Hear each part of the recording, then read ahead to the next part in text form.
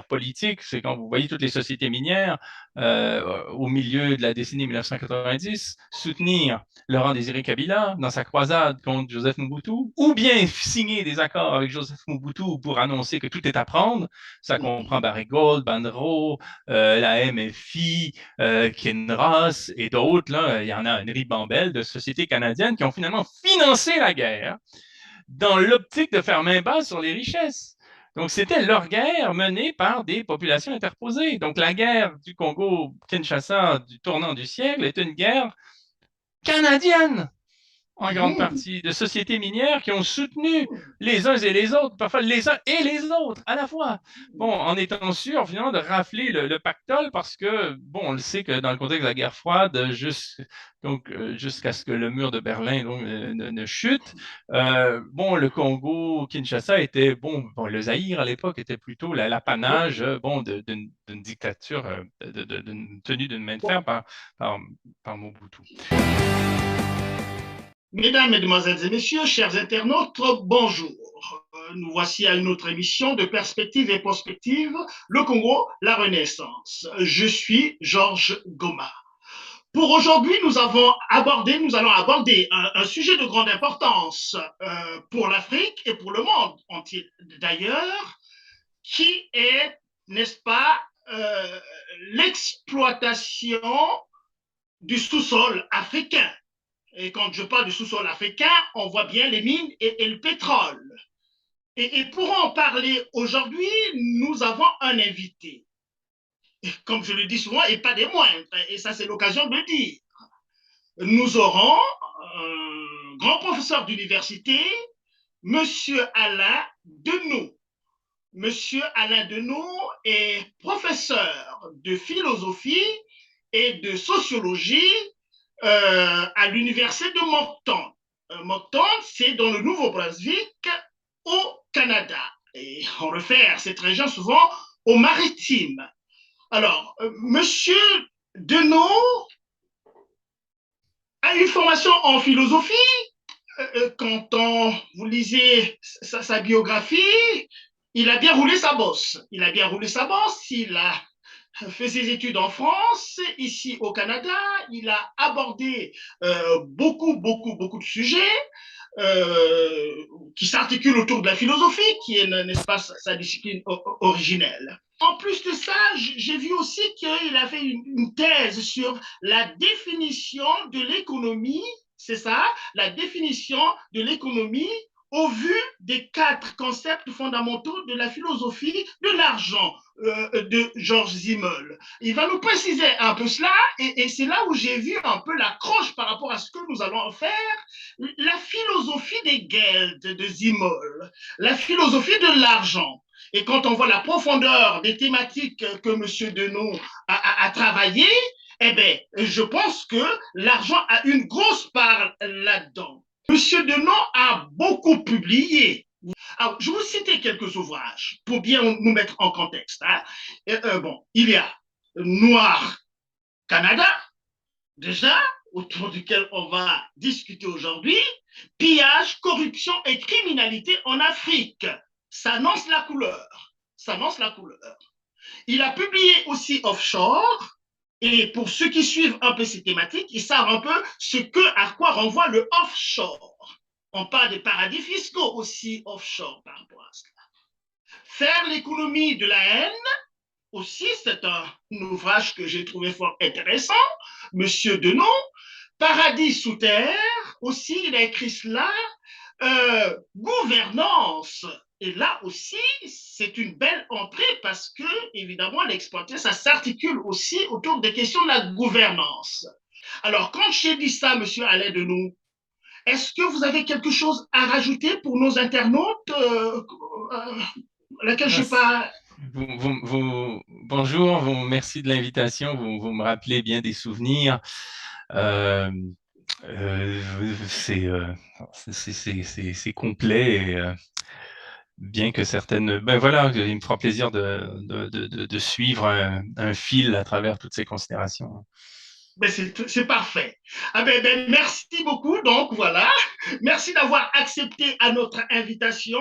Nous sommes très heureux de vous avoir à cette émission et on va faire un peu ce premier jet-là et c'est sûr qu'après, nous serons encore, je pense qu'on verra dans quelle mesure plus tard on pourra revenir à cette antenne. Alors, ma première question, Monsieur Denon, comment vous est venu cet intérêt pour l'Afrique? Quand on voit tout ce qu'on a dit, vous êtes un intellectuel engagé. Est-ce qu'on peut le dire comme ça? Dites-nous un peu, d'où vous vient Ouais. l'intérêt? Comment êtes-vous arrivé à l'Afrique, à vous intéresser à l'Afrique de cette manière-là? Euh, je vais vraiment vous répondre, hein. C'est un parcours assez long qui remonte à l'adolescence. Moi, j'étais adolescent quand est survenue une terrible famine en Éthiopie. Et donc, à 14 ou 15 ans, on nous Mhm, présentait l'Afrique comme étant malheureuse, mhm, miséreuse, presque congénitalement incapable de transcender sa situation. Et puis, je veux dire, moi, j'étais un sujet comme un autre. Hein, je veux dire, à 14 ou 15 ans, je regardais à la télévision des images bon, d'enfants bon, sombrant dans le désespoir. Je bon, politisé un petit peu que j'étais, j'entendais bien de temps en temps des grands messes médiatiques où voilà, on faisait des remises de dettes, on aidait l'Afrique, on était amis de l'Afrique, on soutenait l'Afrique, on faisait des chansons pour l'Afrique. Bon voilà, donc d'une part, on l'aimait, et d'autre part, on la voyait bon dans une sorte de misère. C'est comme ça qu'on nous l'a présentée, hein, à bien tort, là, sûr. du point de vue du potentiel et de bien des réalités effectives. On nous l'a présentée comme voilà désespérée et désespérante. Et un peu plus tard, bon, jeune adulte, j'ai bien vu que toutes les entreprises multinationales occidentales ou autres qui bon y séjournaient s'enrichissaient allègrement. Et bon, pendant des années, on vit avec cette espèce de contradiction-là. Voilà un continent, bon, qui euh, sombre dans une pauvreté endémique. En même temps, tout le monde veut son bien et personne va dire ah l'Afrique va mal, tant mieux. Non, tout le monde dit voilà, faut aider l'Afrique, des remises de dette, ainsi de suite. C'est cyclique, hein, des espèces de grands messes comme ça aux 5 ans. Quand c'est pas Tony Blair, c'est je ne sais trop quel président une république française ou des États-Unis d'Amérique qui nous font des beaux discours. Et en même temps, les multinationales qui s'y servent. Puis, à un moment donné, il y a eu un déclic. En 1998, j'ai lu un livre de François-Xavier Verschave, La France-Afrique, alors que Très j'étais bien. en France, étudiant. Et en parallèle de mes études, là, j'ai compris, bon, grâce à Verschave, j'ai démêlé le vrai du faux, et j'ai compris au fond quelle était la part idéologique, qu'est-ce que représentait une dette, quel était l'intérêt pour les Occidentaux hein, dans un néocolonialisme africain où au fond l'Afrique était réduite au fond à une grande géologie les sujets africains étant soit encombrants, soit instrumentalisés, là, selon qu'ils soient puissants ou faibles. Bon, dans une lecture extrêmement cynique dont l'Occident est capable.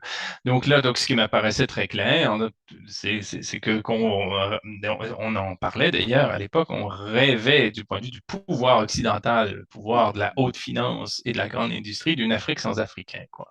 Bon, même Voilà. bon, et voilà, c'était le fantasme. Mais donc, ce qui comptait, c'était quoi? Ben, c'était bon les poissons, c'était bon les nombreux minerais qu'on retrouve notamment au Congo-Kinshasa. On sait que le Congo-Kinshasa est le seul pays au monde qui comprend tous les éléments du tableau périodique. Bon, et évidemment le pétrole et entre autres ressources dans la filière agroalimentaire. Bon. Euh, et agro-industriel. J'ai commencé à travailler sur ces questions-là, sur un mode plus militant ou politique en marge de mes études. J'ai fini par rencontrer Verschave. On a lié un rapport d'amitié qui était quand même un rapport politique. On n'était pas vraiment intime, mais bon, j'ai travaillé un petit peu avec lui comme comme pour beaucoup de gens, parce que Verschave s'entourait de beaucoup de gens, là, il était, on peut le dire, il était charismatique. Bon. Et il était gratifiant de travailler avec lui. On n'avait pas l'impression de travailler pour lui, mais avec lui, quant à une grande cause pour laquelle nous travaillions. Et en même temps que je m'intéressais donc à la France-Afrique, c'est-à-dire aux relations souterraines de la République française avec ses anciennes colonies pour téléguider le pouvoir, pour faire main basse sur des richesses naturelles qui avaient de toute façon intéressé la France depuis le début de la colonisation. Eh bien, de temps à autre, fouillant dans une abondante documentation, je tombais sur des cas canadiens.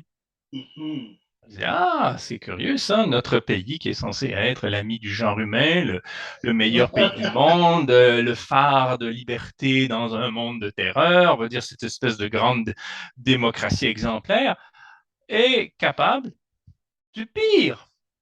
Ah, je Mhm. suis tombé sur des cas d'un chemin de fer entre Bamako et Dakar qui avait fermé un grand nombre de gares aux citoyens pour ne plus faire que du fret, des barrages qui débordaient, qui, tu veux dire, faisaient la ruine de communautés entières, de processus de privatisation de sociétés d'État dans le cadre des plans d'ajustement structurel du Fonds monétaire international et de la Banque mondiale, ces funestes opérations de spoliation par la finance que l'on sait au tournant du siècle, et surtout, des enjeux miniers. Là, c'est là que j'ai commencé à comprendre que le secteur minier était finalement l'apanage du Canada.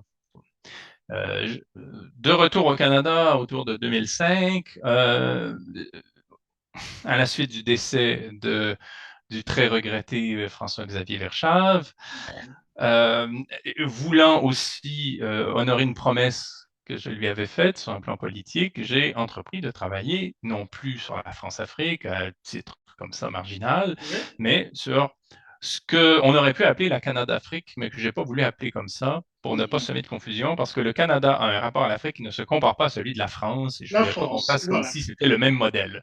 La France a un rapport Exactement. colonial à l'Afrique, elle a des Absolument. satellites, elle a un rapport qui est autre quant au Canada, parce que ce que j'ai compris, c'est que le Canada, finalement, permettait un processus de néocolonisation de l'Afrique par Mhm. l'industrie et la finance, non pas en étant très actif, comme euh, le sont les Français, mais en Mhm. étant au contraire très passif, c'est-à-dire en organisant le laisser-faire.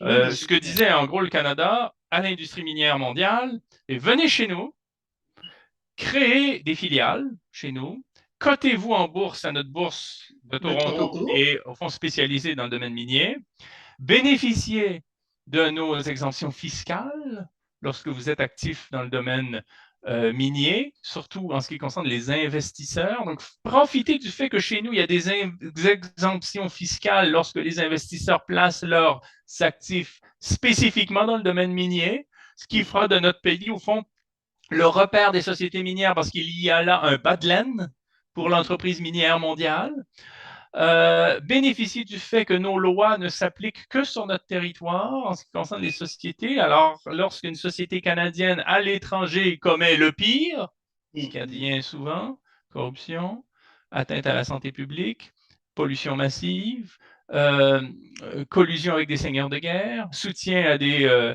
dictatures et quoi encore, Mhm. Mhm. spoliation du bien commun. Bon, lorsque le pire sera commis, ben nous, on pourra toujours dire que ce n'est pas notre loi qui s'applique quant à des cas graves de corruption, notamment, mais que c'est la loi du Nigeria, que c'est la loi dire, du Congo Oui. Brazzaville, que c'est la loi. Bon, et alors que ces États-là, par ailleurs, par ce même Canada, à travers la Banque mondiale, le Fonds monétaire international, ont été privés de tout moyen pour faire valoir bon, le principe même d'un État de droit. Monsieur Alain Deneau, vous avez dit beaucoup de choses et même on piétait un peu au devant des questions que j'allais poser, mais allant un peu plus haut dans ce style-là. Mais voilà un Canadien très, très courageux qui découvre finalement une supercherie quelque part dans les rapports de son pays avec tout un continent. et parfois aussi, pas seulement le continent africain, et certainement aussi d'autres espaces où la finance internationale intervient également. Vous l'avez mentionné. Est-ce qu'en prenant cette initiative-là, vous n'avez pas pensé à vous-même, c'est-à-dire, est-ce que je ne m'attaque pas à une pieuvre? Parce que quand on voit, évidemment, cette finance internationale, le pillage, la corruption, c'est quand même un grand morceau. Vous êtes seul. Est-ce que vous êtes seul, Monsieur Denon, ou bien vous avez créé aussi le collectif Ressources d'Afrique? Est-ce Bon, que vous vous êtes senti soutenu ou bien vous êtes allé comme simplement avec une sorte de naïveté? Ben, j'ai découvert ça, alors je vais y aller, je vais faire ma science, je vais faire ma science, je vais faire mes recherches, et puis je vais publier comme ça les résultats tranquillement, sans sourcil. ben, je dirais ben, quand même ni un ni l'autre, dans le sens où dans un premier temps, je dirais que je n'étais pas seul, mais que nous étions seuls. C'est-à-dire que moi, j'ai écrit ce livre, Nord-Canada, Mhm. du début à la fin, en étant soutenu par un collectif de chercheurs qui était D'accord. constitué principalement d'étudiants. Les chercheurs qui, au premier rang desquels comptaient Delphine Abadi et William Sachet, qui ont accepté qui ont bien voulu co-signer le livre en tant que je l'ai écrit avec eux, c'est-à-dire en collaboration avec eux, en discussion avec eux, mais aussi bon, plusieurs autres personnes qui, au fond, faisaient, je dirais, une recherche brute sur certains cas, parce que le livre est volumineux, il y a 1213 notes de bas de page, plusieurs chapitres, plusieurs cas qui sont étudiés. Et ce qui m'a intéressé dans ce livre, c'est de recenser un très grand nombre de cas d'abus graves en ce qui concerne le Canada en Afrique. Euh, à travers une bibliographie elle-même abondante, laquelle compte des sources diverses Mhm. provenant de plusieurs pays, plusieurs Mhm. types d'organisations, autant des commissions parlementaires que des documentaires audiovisuels, que des recherches journalistiques, que des rapports d'organisations internationales, quand même tous crédibles. Bon, Mhm. et effectuer, eu égard des corps de métiers différents. J'ai déjà un peu évoqué droit, journalisme, sociologie, économie politique, ainsi de suite. Et j'ai estimé, et c'est très clair dans l'introduction, que j'avance un seul fait, c'est l'existence de cette bibliographie. Et j'ai OK. estimé que cette bibliographie-là, que j'ai dépouillée, que j'ai analysée, que j'ai interprétée, que ensuite, par rapport à laquelle j'ai tenté de conceptualiser les choses, hein, essayer de comprendre qu'est-ce que le Canada comme paradis judiciaire du domaine minier mondial qui encourage euh, et favorise et permet en tous les cas des activités potentiellement criminelles en Afrique. Mhm. J'ai estimé que ce travail-là, cette documentation-là justifiait à Ottawa, la capitale du Canada, la création d'une commission d'enquête indépendante avec les pleins pouvoirs pour faire la lumière sur un grand nombre de cas, en rappelant que l'ONU, quand elle mandate via le Conseil de sécurité, Mhm. des délégations d'experts, par exemple en République démocratique du Congo, pour faire la lumière sur tout l'aspect criminogène du secteur minier, notamment dans l'Est, hein, qui était à l'origine d'une guerre, comme vous le savez, terrible, Oui, oui, tout à fait. au tournant du siècle. Elle dit elle-même, cette ONU, que ces experts n'ont pas les moyens d'enquêter plus avant et qu'il faut donc que les parlements et que les gouvernements prennent le relais et mènent des enquêtes, étant donné les prérogatives qui sont les leurs. Moi, je ne peux pas téléphoner à Mhm. une société minière en disant je veux tous vos documents comparaissez devant moi demain matin. J'ai aucune autorité pour le faire. Donc, c'était le sens de mon travail et beaucoup de gens, beaucoup de collègues universitaires, les parlementaires, euh, Mhm. un très grand nombre d'entreprises ont fait semblant de ne pas comprendre et ont intenté à l'égard de bon, mon équipe, moi-même, mon éditeur, des poursuites pour diffamation qui se sont soldées Mhm. hors cours sans condamnation. Bon, parce qu'il Sans était tout à fait condamnation, sans sans condamnation, parce condamnation. qu'il était tout à fait légitime de travailler sur des documents qui, sans être absolument probants, Mhm. euh, de par leur nombre, de par leur convergence, leur synergie, de Mhm. par leur cohérence Cohérence, témoignait oui. bien d'un problème grave en ce qui concerne la permissivité qui caractérise la législation canadienne quant à des entreprises d'ici, du Canada, qui font affaire en Afrique et qui pillent, et qui saccagent, et qui corrompent, et qui arment, et qui Qui détruisent, arme.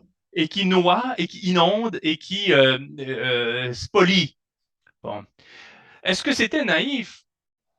Euh, Pas tout à fait, dans le sens où j'estimais tout simplement intégrer ma recherche dans le sens de ce qui se fait plutôt en Europe, au titre de la pensée critique. Le livre donc, que j'ai écrit, Noir Canada, s'inscrit dans la série des livres de François-Xavier Verschave, dont j'ai parlé tout à l'heure. Bien sûr, Lui bien qui a sûr. écrit, après la France-Afrique de 1998, Noir Silence, Noir silence, ouais. Noir Procès, Noir parce qu'il a fait Chirac affaire à aussi. des procès aussi, et Noir Chirac. Et donc, moi, j'ai ajouté Noir Canada. Bon, dans Mhm. cette série-là, pour lui faire un clin d'œil et pour montrer bien dans quoi je m'alignais. Et ce travail-là est lui-même, je veux dire, inscrit dans ce qu'a pu écrire Karl Marx sur euh, la Compagnie des Indes orientales, Voilà. sur ce qu'a écrit Frantz Fanon, Albert Memmi Oui. et Jacques Berck, et Jean-Paul Sartre et tant d'autres. Bon, donc, et puis pendant que je faisais ça, la courageuse documentariste Camille de Vitry faisait une recherche sur l'or malien. Bon, voilà. Et puis, ce qui m'a surpris, moi, c'est de me rendre compte à quel point une documentation volumineuse, accessible et abondante existait dans le monde, tandis que le public canadien était tenu dans l'ignorance quant à elle. Et j'ai voulu d'abord la révéler, la citer, et l'interpréter librement. Bon, et justement, on dit, voilà, il y a un problème de pillage, de corruption et de criminalité en Afrique en ce qui regarde l'État canadien. Bon, euh, évidemment, sur un plan juridique, il est très difficile lorsqu'on est seul et lorsqu'on est mis au banc par toutes les institutions de Voilà. pouvoir qui mangent à tous les râteliers, de se défendre. Donc, nous avons tenu notre bout dans les arènes judiciaires où nous étions pour un avocat qu'on arrive péniblement à payer, puis pour un expert qu'on arrive péniblement à trouver, on est face à des machines de guerre, Machine de des guerre, étages oui. d'avocats qui comptent en millions de dollars. Bon, vous voyez tout de suite que c'est aussi disproportionné que le football en Europe, où vous avez une équipe qui a une masse salariale, je sais pas moi, 3 millions d'euros, puis une autre de plus de 100 millions d'euros, quoi, comment vous voulez compétitionner. Bon, ben c'est exactement la même chose. Donc, sur le plan judiciaire, nous avons tenu notre bout, mais nous avons très clairement gagné sur le plan politique.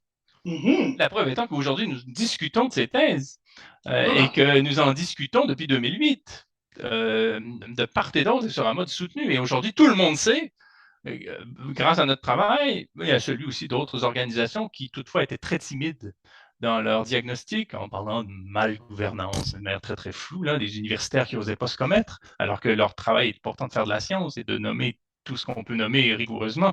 On noyait le poisson continuellement pour éviter, parce qu'on était aussi lié à des subsides de l'État. Bon, néanmoins, je vais simplement marquer que je n'estime pas avoir été seul là-dedans. Il y avait Non, quand non. même un concours d'ONG prudentes et d'universitaires prudents qui favorisait aussi une écoute. Nous avons ensemble euh, fait comprendre au public canadien que lorsqu'une société minière canadienne est à l'étranger, c'est pas une bonne nouvelle pour les gens. Donc, et j'ai pas encore parlé d'évitement fiscal, hein, bon, mais c'est un autre Mhm. enjeu Mhm. majeur. Parce que l'évitement fiscal, je vais juste en dire un mot. J'ai parlé de corruption, de pollution massive. Deux cas, par exemple, rapides. À Sadiola, au Mali, Catherine de Vitry a bien documenté, et d'autres ensuite, que, et à Yatela, hein, que il n'y avait pas dans les communautés aux abords des sites miniers dont I Am Gold était partie prenante, il n'y avait pas d'enfants de moins de 3 ans parce que les femmes faisaient des fausses couches en série étant donné l'arsenic qui se trouvait dans les seuls points d'eau potable. Bon, c'est pratiquement, dans un sens radicalement nouveau, il s'agit d'une forme de génocide, parce que vous empêchez la généalogie d'un peuple sur le mode de négligence industrielle, où il n'y a pas une planification comme pour les Juifs au milieu du 20e siècle, mais où il y a quand même une planification industrielle qui, par négligence, expose des peuples à de très, très graves euh, torts. Bon, Oui. dire même à des situations mortifères. Bon, et ça, cela peut être comparé à ce qu'a fait euh, en Amérique centrale Texaco au 20e siècle. Texaco. Bon, mais ça, c'est par exemple quant aux abus graves en matière environnementale, en matière politique. C'est quand vous voyez toutes les sociétés minières au milieu de la décennie 1990 soutenir Laurent-Désiré Kabila dans sa croisade contre Joseph Mobutu, ou bien signer des accords avec Joseph Mobutu pour annoncer que tout est à prendre. Ça comprend Barrick Gold, Banro, la MFI, Kinross et d'autres. Là, il y en a une ribambelle de sociétés canadiennes qui ont finalement financé la guerre dans l'optique de faire main basse sur les richesses. Donc, c'était leur guerre menée par des populations interposées. Donc, la guerre du Congo-Kinshasa du tournant du siècle est une guerre canadienne, en grande partie, de sociétés minières qui ont soutenu les uns et les autres, parfois les uns et les autres à la fois. Bon, en étant sûr, finalement, de rafler le pactole parce que, bon, on le sait que dans le contexte de la guerre froide, jusqu'à ce que le mur de Berlin ne chute, bon, le Congo, Kinshasa était, bon, le Zaïre à l'époque était plutôt l'apanage, bon, d'une dictature, tenue d'une main de fer par, par Mobutu. Quand les Africains vous entendent comme ça, je pense que vous l'avez vu vous-même aussi avec la révolution des médias sociaux. Il y a beaucoup d'Africains qui se mettent en scène et en scène aussi pour parler de l'Afrique, pour défendre l'Afrique. Mais ce qui est aussi qu'on peut constater, c'est que nous autres, les Africains, quand nous prenons la parole pour dire ce que vous êtes en train de dire là, ben, on ne nous prend pas au sérieux. On ne nous prend pas au sérieux. Parfois, on nous rejette tout simplement, ben oui, oui, ben c'est encore la colère de la colonisation ou que sais-je encore. Sinon, ce que vous dites là, beaucoup d'Africains aussi le disent, mais qui ne sont pas écoutés. Ce qui veut dire que le travail que vous êtes en train de faire, c'est un travail essentiel et fondamental. Si on voudrait, comme dans la perspective qui est la vôtre, que les choses changent, parce que je pense que vous n'êtes pas en train de faire ça pour le plaisir de faire la recherche, vous visez quand même votre en fait élan militantiste aussi en tant qu'intellectuel, c'est quand même de voir que les choses changent et que les choses peuvent changer au bénéfice de toutes les parties. Et quand je parle de toutes les parties, Monsieur Deneau, c'est quand même l'Occident quand même qui a atteint un degré de développement et de progrès extraordinaire et qui ne peut pas continuer sans, n'est-ce pas, les matières premières qu'on va trouver ailleurs et qu'on ne trouve toujours pas dans le sol occidental en tant que tel. Mais est-ce qu'on va continuer un peu dans cette perspective-là? Ou bien on peut quand même se dire, ben écoutez, asseyons-nous pour voir un peu comment on va redistribuer les cartes, ou bien comment on va faire un partage équitable, parce que les Africains ne sont pas contre que les entreprises étrangères viennent, n'est-ce pas, exploiter. Mais il faut quand même qu'on pense à cette équitabilité par rapport à ce qu'on tire. Alors ma question, c'est celle-ci. En tant qu'intellectuel, Monsieur Deneau, est-ce que ces préoccupations ne vous semblent pas marginales? Est-ce qu'il n'y a pas un groupe d'intellectuels à un niveau très très élevé qui peut prendre à bras le corps cette problématique-là? Je ne sais pas si je suis clair dans ma question. Il est entendu que lorsqu'on écrit des livres, signe des articles de journaux ou produit des documentaires, là, je cite des corps de métiers différents, j'estime pas avoir fait tout ça, mais selon les uns et les autres, que on ne règle rien dans l'immédiat. Bon, La politique, la grande politique, consiste à s'attaquer à des problèmes qui nous dépassent. Sinon, ce n'est pas de la politique, c'est de la gestion. On gère quand on peut régler les problèmes. Quand on est face à des problèmes qui nous dépassent, on fait de la politique. Et le militantisme, et bon, il y a quelque chose, vous parliez tout à l'heure d'une parole engagée. Moi, je me méfie de cette appellation-là, étant donné ce qu'on en a fait à l'université, parce que quand on dit de quelqu'un qu'il est engagé, on ne l'engage pas, parce qu'on Non, estime qu'il j'ai s'est parlé engagé de de lui-même. parole légitime, Oui, légitime, non, pas non, mais engagée. je vous fais aucun procès, là, c'est simplement Ok, une expression qui a été récupérée par des d'accord. administrateurs. Mais cela dit, l'épithète me va. Hein. Il s'agit d'un travail que j'espère d'intérêt public. Et lorsqu'il est donc de cette nature politique, il a quelque chose d'un peu désespéré. Mhm. C'est-à-dire qu'on souhaite, en mettant en avant des propositions, des informations, des thèses, que par différents billets qui sont imprévisibles dans l'histoire, on en arrive à une amélioration des situations, à une prise de conscience. Mais on ne peut pas prédire en écrivant un livre quel sera l'effet. Et c'est là où il y a de la politique. Là, ça supposera des délibérations, des actions, des gestes, des mobilisations. Et il ne s'agit donc que d'une contribution. Donc, effectivement, on peut dire ce n'est qu'une petite chose, ce n'est qu'un détail. Mais j'aime beaucoup la façon dont le philosophe Jacques Derrida écrivait le mot détail. Il l'écrivait au féminin. Il disait la détaille. C'est-à-dire, le détail, c'est la chose qui n'a pas de taille, parce que quand on se met à y voir de plus près, eh ben, ça grossit, puis ça peut devenir énorme un détail. Quoi. Bon, il n'y a pas de taille au détail. Bon. Je reviens sur la question de la signature. Bon. Mhm. Être intellectuel, occidental, africain, que la légitimité des uns et des autres.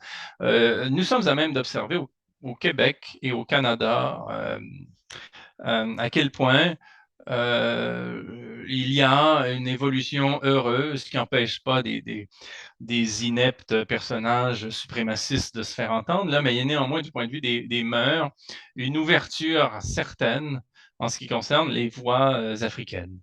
On peut aujourd'hui, à Montréal, au Québec, en Acadie, au Canada anglais, être africain et écrire sur l'Afrique en parallèle de ce que font des Québécois ou des Canadiens qui s'intéressent au caractère ultra permissif de leur État. Et autant moi je trouverais dommage que ce soit seulement des bons petits blancs qui aient une légitimité pour parler de ce qui finalement ne relève même pas de leur géopolitique en dernière instance. Et autant il est absolument nécessaire de faire cohabiter toutes ces voix dans le domaine du théâtre, dans le domaine du roman, dans le domaine de la pensée politique. On l'observe là. Bon. Autant il serait dommage de renverser complètement la vapeur, et je sais que ce n'est pas du tout votre cas, mais c'est un phénomène qui existe, où dès qu'un intellectuel occidental se mettrait à parler de l'Afrique, on l'accuserait de faire de l'appropriation culturelle, de faire une carrière sur le dos de la souffrance des autres, de parler au nom d'eux. Bon, je peux vous dire que c'est pas quand on parle de l'Afrique qu'on mousse ses opportunités de carrière, en tout cas à l'université. Mais là où j'insiste, c'est pour dire que c'est quand le Congo, Kinshasa souffre, quand les Congolais souffrent, c'est l'humanité qui souffre. Même si l'humanité souffre moins dans sa chair, et même pas du tout dans sa chair que les Congolais qui ont besoin d'eau, qui sont victimes de viols systématiques, qui sont victimes de la guerre, qui sont victimes de la corruption, de la déstabilisation, de l'exploitation spoliatrice des entreprises multinationales. C'est toute l'humanité qui souffre. Parce que moi, comme nous tous, nous aimerions voir un Congo en santé, un Mhm. Congo fort, un Congo avec des artistes, des intellectuels, des femmes, des hommes qui contribuent à part entière à l'humanité parce qu'elles en auraient les moyens. On parle d'hommes et de femmes qui sont sur le pays et le continent le plus riche du monde. Il n'y a pas de raison qu'on ne puisse pas avoir accès à la contribution intellectuelle, morale, politique, spirituelle de tout un peuple qui se trouve en quelque sorte ramené à un état d'indigence par des pouvoirs principalement occidentaux, financiers, industriels et capitalistes, et qui nuisent donc en dernière instance à toute l'humanité. Bien qu'il s'agisse pas évidemment d'associer notre petite souffrance morale à des vraies souffrances euh, brutales, hein, qui sont celles d'un peuple qui, lui, est exposé à la violence, il reste que moi, quand je vois la situation d'Haïti, quand je vois la situation du Congo-Kinshasa, quand je vois la situation de la Papouasie-Nouvelle-Guinée, quand je vois je pense que nous souffrons du point de vue de l'humanité, parce que nous perdons l'occasion de voir l'humanité être vécue pleinement sur un mode autre que le nôtre, et ce qui est une richesse et une contribution. Et la diversité nécessite des conditions de possibilité matérielles. Cette question ou bien cette préoccupation, là nous en parlons de la recherche, je reviens un peu rapidement là-dessus. Alors comment peut-on voir un peu les pouvoirs centraux en Occident qui entretiennent des pouvoirs dictatoriaux en Afrique, alors qu'en même temps, on dit que les pays africains doivent aller vers la démocratie. Et je vais terminer par évoquer le Canada, vous en avez parlé, parce que nous aussi, dans l'imaginaire de l'Africain, le Canada, c'est le prototype même de la vertu, du respect des valeurs. Et quand on a lu M. Alain Denon, on trouve que non, mais qu'est-ce qu'on s'est trompé? Qu'est-ce qu'on s'est trompé? Vous voyez? Oui, il y a beaucoup de questions passionnantes et éminentes que vous soutenez. Un mot rapide sur le Congo-Brazzaville, j'en ai plutôt parlé eu égard à la France, parce que j'ai finalement fait un travail axé davantage sur les études france-africaines. C'est un livre sur la multinationale Total qu'on connaît bien. Et il y a un chapitre consacré entièrement au Congo-Brazzaville et à l'enveloppe juridique qu'a consisté cette pseudo-État indépendant, ce pseudo-État indépendant avec l'arrivée du pouvoir gaulliste. Mais c'est un autre dossier, mais qui mérite effectivement absolument d'être traité. Bon, à part quand on s'engage dans des questions sociétales qui ne dérangent pas, qui sont importantes, mais qui ne dérangent pas. Les enfants soldats, par exemple, vous aurez du financement. Si vous parlez d'une manière fumeuse de gouvernance en Afrique, vous aurez du financement. Alors, ça n'engage à rien. Mais dès que vous voulez aller au fond des choses, nommer un chat, être cru dans votre regard, cru au sens là, de la cruauté d'Antonin Artaud. Là. Du moment que vous voulez, sans phare, donc, confronter le sujet, il y aura un refus d'entendre que je n'associerai pas nécessairement spontanément tout de suite à une sorte de position délibérée, mais même un refus psychique, tout simplement parce que les Occidentaux sentent bien que le jour où ils auront à se mesurer au dossier africain dans toute sa complexité, ils ne pourront plus se regarder en face. Ils ne pourront plus continuer de s'attribuer ces mérites et ces caractéristiques subjectives, à savoir qu'on est développé par rapport à des sous-développés, qu'on est le pays des Lumières, qu'on est le pays de la référence quant au développement, quant à l'épanouissement, quant à l'évolution des civilisations. Ça ne sera plus possible. La violence dont les dont les Occidentaux ont fait preuve par rapport à l'Afrique est telle qu'elle comme Sophie Bessis s'en parle, hein, qu'elle rend intenable le discours idéologique sur eux-mêmes.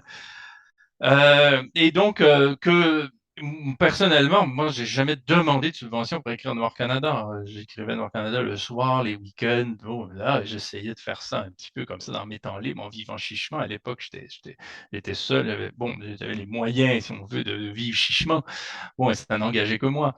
Bon, et donc voilà, ça a été. Mais j'ai jamais pensé une seule seconde qu'un bailleur de fonds, un peu institué, voudrait se commettre. Et donc, c'était le prix de l'indépendance, si vous voulez. Et effectivement, ça en dit long. Ça en dit long sur une forme très subtile de censure, hein, qui est la forme de ce que j'appellerais la censure en amont. C'est-à-dire qu'on rend impossible l'élaboration d'un discours, on n'a pas à le censurer au sens où on rature quelque chose qui serait dit, on rend difficile les conditions de possibilité de production de certains discours et de diffusion, surtout. Bon. Bon. Quant à cela, moi, il y a un intellectuel qui m'éclaire, c'est Edward Said, hein, et je pense à son livre De l'intellectuel et du pouvoir, tel que traduit en français, mais en anglais, qui se lit Representations of the Intellectual. Et Edward Said dit, en gros, au jeune esprit, à l'universitaire là, des humanités là, qui arrive, voilà, tu es à la croisée des chemins.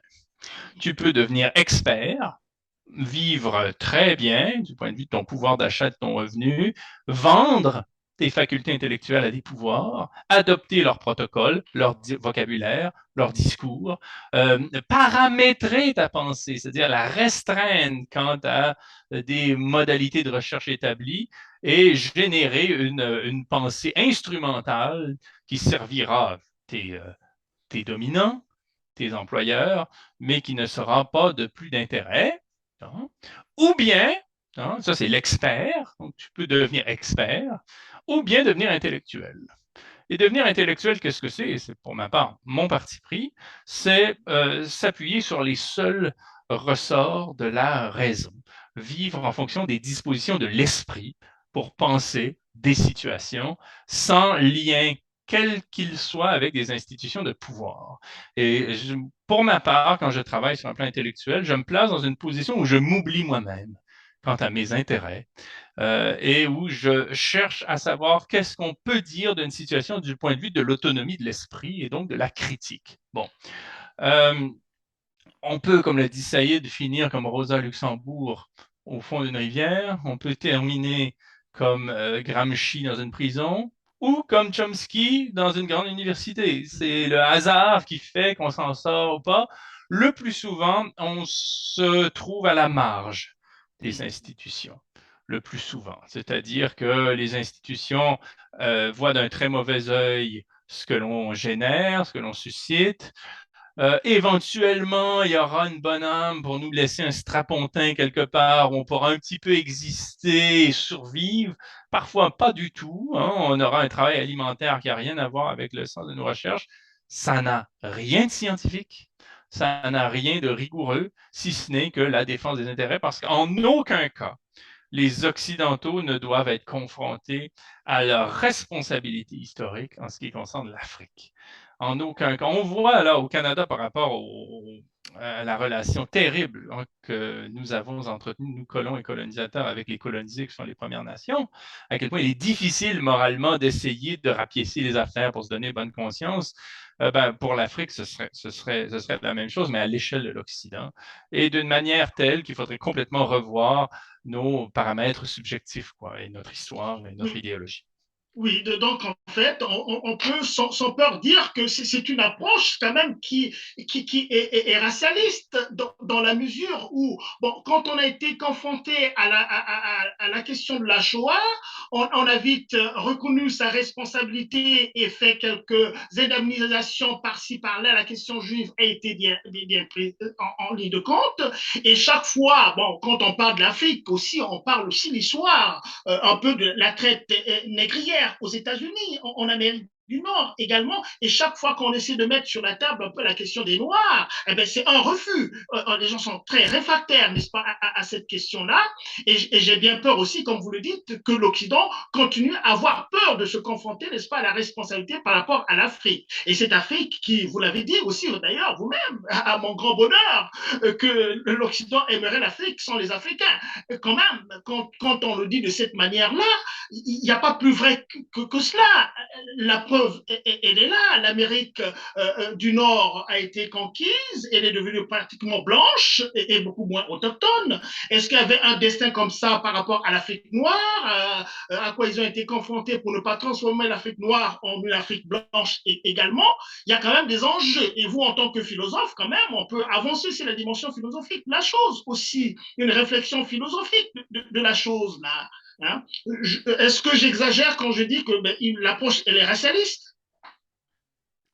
Non, pas du tout. Et je trouverais d'ailleurs, pour parler spécifiquement de la situation africaine, sans comparaison, hein, pour elle-même, qui est tellement parlante à sa face même, euh, bon, c'est un avis comme ça qui qui m'est propre et que j'érige pas en principe, mais que je peux pas m'empêcher de réfréner.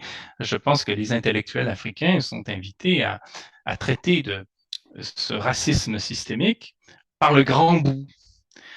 Je pense pas qu'on aide vraiment sa cause, mais c'est un avis un peu comme on pourrait commenter 1000 situations quoi, qui nous concernent pas intimement.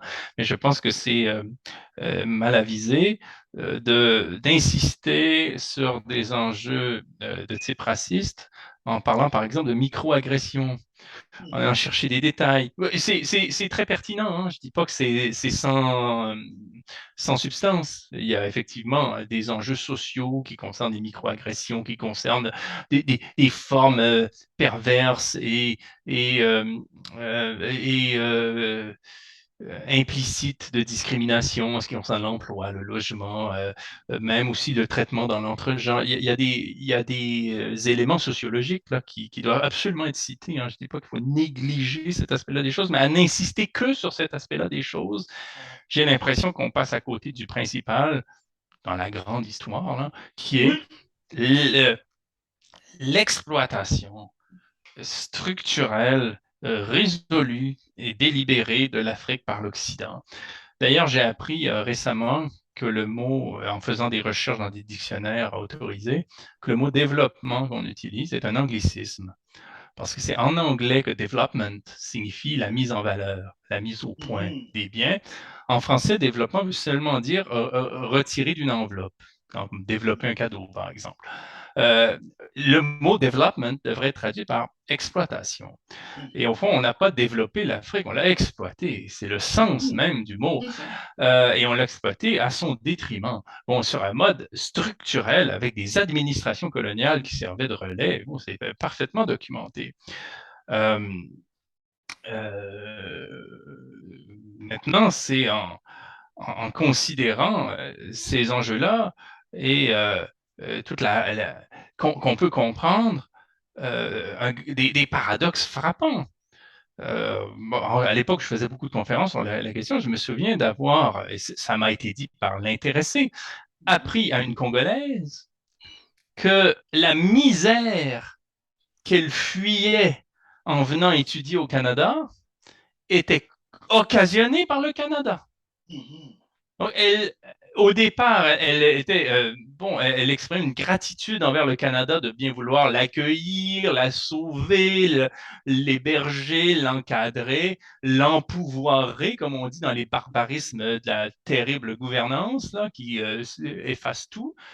Alors qu'en réalité, dire, le mouvement de départ qui était le sien était causé par des politiques néocoloniales d'exploitation du sous-sol congolais, hein, quitte à créer des guerres, qui dégénèrent ensuite en des situations intenables, là, dire la transformation d'enfants en enfants soldats, le désert géographique qui sont des sites de viol systématique, des maladies, du désespoir, tout un commerce interlope, la prostitution, la mafia, bon, on a complètement, et il est important de faire en sorte que ces deux perspectives se recoupent.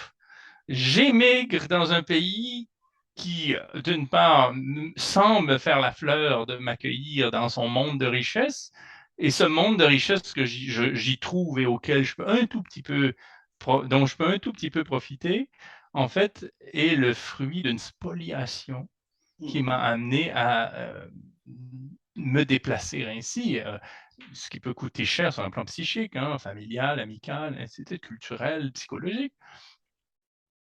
Oui, c'est très bien, c'est très bien. Ben, en fait, quand aussi, quand je parlais un peu de cette approche racialiste, c'était vu plutôt au niveau supra, au niveau des grands intérêts, comme vous le dites, ou même au niveau du rapport entre les États, au niveau du rapport entre les États, parce que l'Afrique que vous connaissez très très très bien, et vous avez cité les guerres civiles, il y en a plein en Afrique, mais il y a une circularité. Vous êtes philosophe et vous avez parlé de la philosophie économique ou de la philosophie de l'économie. C'est pas comment est-ce qu'on peut tourner la chose, mais on a bien vu aussi la circularité de la guerre dans la plupart des pays africains. On les crée, ces guerres-là. On les crée. Et quand on a créé les guerres, eh ben, l'élément fondamental, c'est le matériel de guerre. Le matériel de guerre, c'est toute l'industrie de l'armement qui existe, qui est un accumulateur de capital en Occident incroyable. Alors, dans ces pays-là, on envoie des armes à ne pas en finir. On envoie même parfois des instructeurs qui prennent aujourd'hui la forme des mercenariats. C'est-à-dire, quand on a servi l'État, ben, on est après sa retraite, on passe au mercenariat. C'est cette élite de la science de la guerre qui est envoyée en Afrique. Et puis, quand on s'est entretué, quand les Africains se sont entretués entre eux dans le même pays, et après un certain moment, on arrête la guerre, et puis il faut reconstruire. Et puis la reconstruction encore, c'est les entreprises à l'extérieur qui gagnent des marchés, et puis ça recommence, et ça recommence. C'est là où, évidemment, quand je parle un peu de l'approche racialiste, M. Denon, c'est de voir un peu la permissivité ou bien la complicité des États au grand niveau, au niveau supérieur, qui autorise ce genre de choses, quoi. Vous voyez un peu ce que je veux dire. Et s'il s'agit, le plus possible d'étayer ce discours pour pas qu'il, comme vous le faites là, et je vais dans votre sens là, pour pas que cela paraisse comme des espèces de paroles en l'air, quoi. Et pour ma part, là où j'ai le plus vérifié ce dont vous parlez, c'est dans le cas de ce que j'ai appelé des génocides industriels, que je distingue rigoureusement des génocides politiques, hein, où, j'en parlais tout à l'heure, en Équateur, lorsque Texaco engage un projet industriel qui est de nature à tuer des communautés, les Sansasouari ou les TTT, tuer des communautés, là, les faire littéralement. Par négligence industrielle, on se rend compte que le principe de précaution, la rigueur en ce qui concerne la préservation du vivant, des territoires, n'est pas du tout la même selon que les populations sont X ou Y. Je veux dire, un plan industriel comme celui-là, aux abords de Manhattan, il ne serait pas mis à exécution. Bon, tout simplement parce qu'on n'a pas la même population. Donc, effectivement, c'est là un signe tout à fait révélateur par la négligence, qui n'en est pas une, en fait, parce que qui est plus une indifférence absolue, hein, voire peut-être même d'une manière sourde, une agression. Là, on rentre dans des considérations psychiques là, qui ne sont pas nécessairement, on n'est plus à l'époque du fascisme, qui ne sont pas nécessairement déclarées, mais on peut sonder jusque-là et se demander, mais dans cette négligence-là, y a-t-il pas quelque chose de plus positif, comme une sorte de délectation perverse et raciste, hein, à détruire le paysage de l'autre, sous prétexte de le développer, c'est-à-dire en réalité de l'exploiter, mais ça veut aussi dire de le spolier, étant donné les dispositions hein, liées à la corruption, à l'évasion fiscale, à le détruire au point de le rendre inhabitable, au point que les gens à Yatella ne puissent plus voir leur communauté perdurer, quoi. Ce qui est une forme de meurtre aussi. Absolument. Effectivement, la question elle se pose ainsi. Elle est manifeste. Et je me souviens d'avoir entendu le PDG de Barry Gold dire ah, c'est pas de notre faute si Dieu a placé l'or dans les montagnes d'Amérique du Sud ou dans le sous-sol africain plutôt qu'à Manhattan. Bon, mais je veux dire, si on avait trouvé de l'or à Manhattan, je pense pas qu'on serait en train de tout dynamiter, hein. Bon, puis on ne serait pas en train de priver les gens d'eau potable. Oui, alors, bon, on va aller vers la fin, Monsieur Deneau, et merci encore de ce temps très, très, très, très précieux. Je vais revenir sur une chose qui est très chère à vos réflexions. C'est en fait, quelque part aussi, la corruption de l'élite intellectuelle. Dans quelle mesure? Vous avez parlé de l'existence d'un système juridique parallèle. Un système juridique parallèle qui fonctionnerait, qui existerait, qui fonctionnerait pour défendre ou bien protéger une oligarchie au niveau supra, au niveau mondial, et qui fait tranquillement, quand il y a des dossiers qui sont un peu brûlants, on sait comment les mettre de côté. Mais ce système juridique parallèle est quand même aussi gouverné par une élite intellectuelle. On a fait des études de droit, donc on a appris la déontologie juridique. On est dans un domaine aussi sensible que le droit et la justice sociale. Et parfois, je me demande comment est-ce qu'une élite intellectuelle peut se laisser corrompre à ce point pour protéger, n'est-ce pas, des choses qui sont vraiment répréhensibles, dont on sait avec la culture intellectuelle que les gens ont, c'est-à-dire la science, la connaissance des choses complexes, et puis qu'on continue à soutenir ce qui ne doit pas être soutenu. Je ne sais pas Je ce que vais vous en répondre aux deux pensez. questions autant que faire se peut. Je reviens sur la question intellectuelle à cette croisée des chemins que présentait Edward Said. Une majorité de gens deviennent experts. Et c'est ce qui fait dire à Chris Hedges, par exemple, la situation que chaque situation grave dans l'histoire moderne, chaque problème aigu, celui des guerres, celui de la propagande, l'infantilisation des peuples, hein, de la surexploitation des richesses naturelles, le climat, est toujours occasionné par des scientifiques. Il y a toujours des scientifiques, des universitaires dans le portrait. Les psychologues qui travaillent à élaborer une publicité qui va manipuler les enfants pour leur faire manger des céréales sucrées qui sont mauvaises pour eux sont des scientifiques. Donc, les scientifiques, majoritairement, se sont livrés à Méphistophélès. Là. N'ont pas particulièrement de scrupules à servir le pouvoir, quelles que soient ses finalités. Bon, mais une minorité d'intellectuels se réclament de ce statut d'intellectuel en pensant à Émile Zola, en pensant à des figures comme ça, Frantz Fanon et d'autres, pour camper la position de la personne qui pense par elle-même, par elle seule. Bon, versus l'expert. Bon. Et dans cette perspective-là, il y a lieu effectivement de distinguer, enfin d'identifier des problèmes aigus par rapport au droit. Effectivement, là, pour aller très très vite, il y a deux types de droits. Là. Le droit des États, le droit traditionnel, qui est corrompu par l'argent. C'est très curieux le droit, parce que le droit dans les pays d'Occident dépend du financement public, parce que les palais de justice, les juges, les huissiers, les assesseurs, ainsi de suite, sont financés par l'État.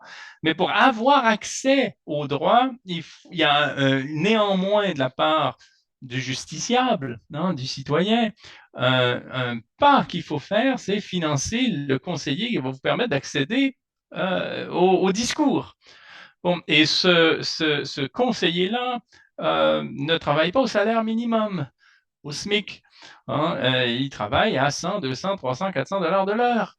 Bon, et même quelqu'un de la classe moyenne qui a un revenu comme ça, très décent, ne peut pas se payer un avocat dans un litige prolongé. Bon. Et donc, on n'a pas accès au droit. C'est comme si on allait à l'hôpital, que l'hôpital était financé par l'État, mais qu'il fallait payer le docteur. Bon, le médecin, et à partir de ces fonds. Donc, qu'est-ce que ça veut dire? Ça veut dire que les citoyens, par leurs impôts, financent une institution dont seuls les plus puissants profitent. Et l'immense majorité des causes entendues devant les tribunaux sont motivées par les multinationales qui ont des capitaux suffisants pour se payer des étages d'avocats et qui ont des intérêts sur des échelles incroyables pour le commun. Donc ça, c'est un premier problème. Donc, moi, je peux difficilement poursuivre une multinationale pour quelque chose qu'elle aurait fait. De toute façon, en droit, tout est fait pour que tout soit individualisé. Il faut que la multinationale m'ait fait un tort à moi personnellement pour que je puisse la poursuivre. Donc, on voit bien, bon. Et en ce qui concerne, donc, cette justice parallèle dont vous parlez, je l'ai étudiée, mais elle est très connue, elle est formelle par rapport à différentes instances extrajudiciaires que les États ont rendu possible pour permettre aux entreprises multinationales de les poursuivre en situation de litige. Vous avez augmenté les impôts, vous avez augmenté les droits de douane, vous avez modifié les paramètres d'une entente qui devait durer 50 ans ou qui est amphithéotique ou je ne sais trop quoi. On vous poursuit devant une sorte de tribunal un petit peu autorisé par l'ONU, par différentes instances selon les corps. Et je pourrais poursuivre un État. Et évidemment, on est face au même rapport. Vous avez les multinationales qui poursuivent l'Équateur, par exemple, hein, ou l'Argentine ruinée, hein, du tournant du siècle, hein, bon, avec une armée d'avocats dans une opacité totale où les juges sont tour à tour experts de la Cour ou avocats d'autres parties selon les dossiers. Hein, c'est un domaine très fermé, hein, et qui tranche. Et donc, il n'y a aucune tradition juridique qui opère. Là, on est dans quelque chose d'effectivement parallèle et j'en ai parlé ça en citant des documents là, divers dans mon livre De quoi total est-elle la somme, dans un des chapitres. D'accord. Alors, la toute dernière question, cette émission, nous l'avons conçue avec une dimension prospectiviste assez avancée parce que quand on a constaté ce qui se passe au Congo-Brazzaville notamment, ben, tout va à volo. Hein. Intéressez-vous à la situation du Congo-Brazzaville. En 1992, vous savez très bien, 89, la chute du mur de Berlin. Bon, en Afrique, ça bouge. Le monde bipolaire est tombé. Alors, l'Afrique qui sortait de la période postcoloniale se donne à rêver parce qu'il y a des conférences nationales qui remettent un peu l'ordre politique établi. Et ça se passe avec quelques succès au Bénin, au Congo-Brazzaville et à des conférences nationales. Et on passe à une période de démocratisation, de transition démocratique. Il faut parler en termes de transition démocratique qui semblerait jusqu'à aujourd'hui. Alors, au Congo-Brazzaville, par exemple, ben, la démocratie n'a survécu que 5 ans, 5 ans seulement. Monsieur Denis Sassou Nguesso, qui était président de la République depuis 79 jusqu'en 97, non, jusqu'en 92, est mis à l'écart. C'est un général d'armée. Et puis, qui vient s'asseoir en France pour préparer un coup d'État, qui reprend le pouvoir 5 ans seulement après l'expérience démocratique. Et depuis 25 ans, il est au pouvoir et tout ne marche pas, Monsieur Denon. Alors, ma question, c'est celle-ci, au fond. Dans cette perspective, dans cette prospective-là, que pensez-vous que le Canada pourrait faire pour aider les Congolais à asseoir la démocratie en tant que telle? Peut-être pas au sens strict, et je vous paraphraser Churchill qui disait, mais écoutez, la démocratie, c'est peut-être pas le meilleur système qui puisse exister, c'est le moins pire. C'est le moins pire. Et au-dessus, il n'y a rien. Ben, la démocratie est un acte d'émancipation qui, par définition, vient de soi-même. Personne ne va apporter la démocratie à quiconque si les sujets concernés, d'abord et avant tout, ne l'instaurent pas.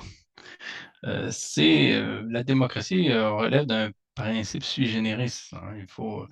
On peut pas être émancipé par quelqu'un d'autre. Bon, mais surtout pas des Canadiens, oubliez ça. Je veux dire, s'il y a un pays impérialiste au monde, c'est le Canada, je veux dire, qui est très, très bon pour faire du marketing politique quant à lui-même, mais qui, de fait, est un pays spoliateur, violent, malgré des dehors bonhommes.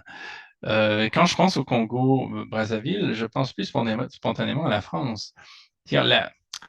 C'est triste à dire, mais le conflit de la décennie 1990 en France était en grande partie le fait d'une guerre entre parrains mafieux français se disputant le contrôle de la société pétrolière Elf. Bon, avant sa privatisation complète. Vous aviez d'une part les réseaux Sirven, Mitterrand, ainsi de suite, là, le floc Prigent, puis d'autre part, les réseaux Taralo, Pasqua, ainsi de suite. Bon, je veux dire, deux ailes, bon, associées à ce qu'on appelle la gauche et la droite, mais ça n'a plus beaucoup de signification rendue là, hein, qui se disputent le contrôle par camp interposé.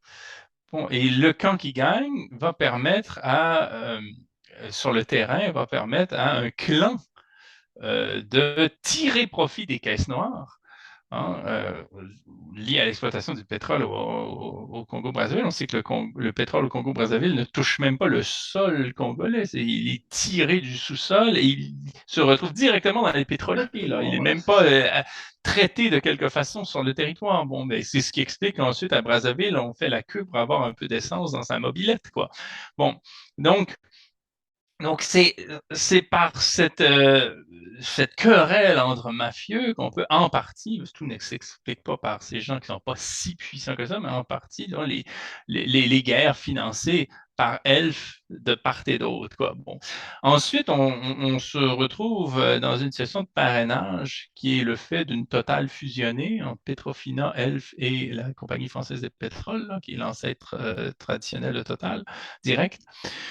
Et donc, on a là quelque chose de plus pacifié parce qu'on a, bon, Christophe de Margerie puis Patrick Pouyanné qui viennent, en quelque sorte, diriger le pays avec un gouverneur qui est, bon, le potentat local, bon, adoubé par la société.